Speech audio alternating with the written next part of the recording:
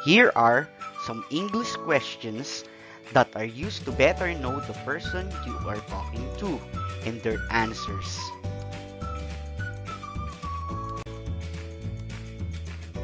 Question: what are your hobbies? Ano ang mga libangan mo?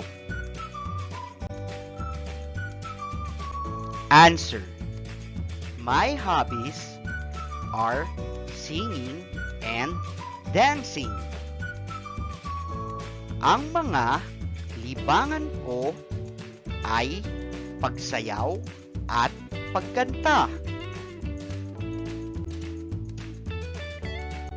Question: what is your mother's name? Ano ang pangalan ng nanay mo? Answer: my mother's name is Jane.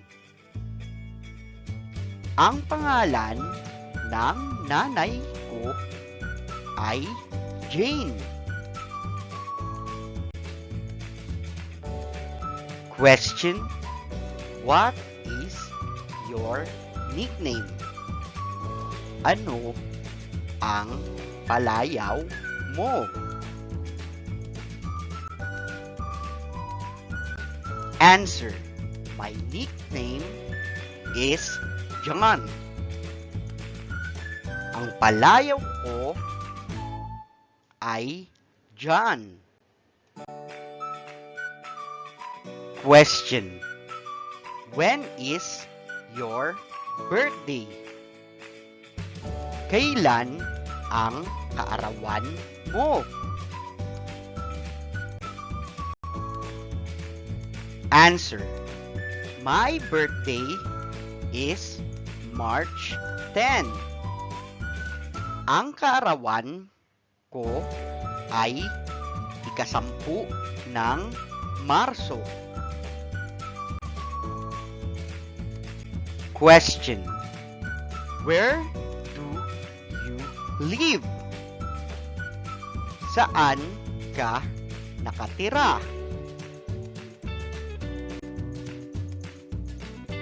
Answer: I live in Manila. Nakatira ako sa Maynila. Question: what is your favorite food? Ano ang paborito mong pagkain? Answer: my favorite are fried food. Ang paborito ko ay mga prinitong pagkain. Question: what is your favorite color? Ano ang paborito mong kulay? Answer: my favorite color is blue. Ang paborito kong kulay ay asul. Question: who is your favorite author? Sino ang paborito mong manunulat? Answer: my favorite author is Mark Twain. Ang paborito kong manunulat ay si Mark Twain. Question: what is your first job? Ano ang una mong trabaho?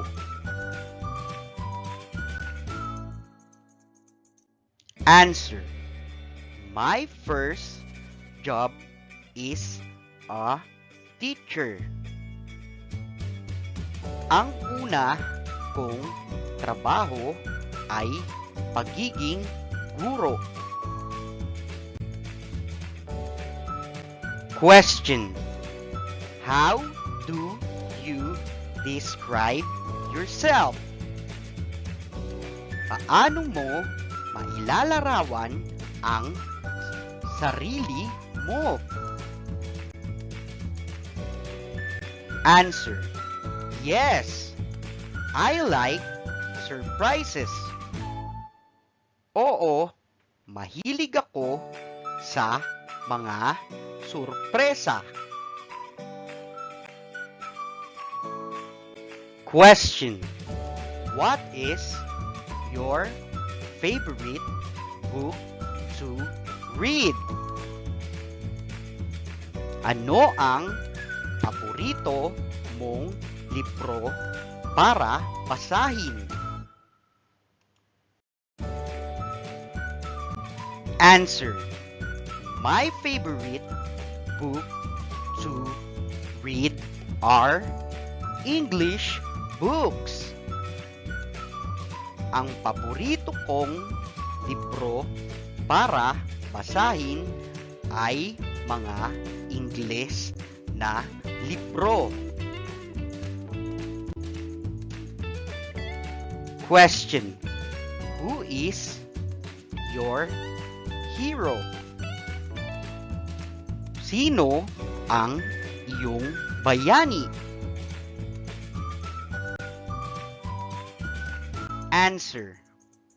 My hero is Jose Rizal.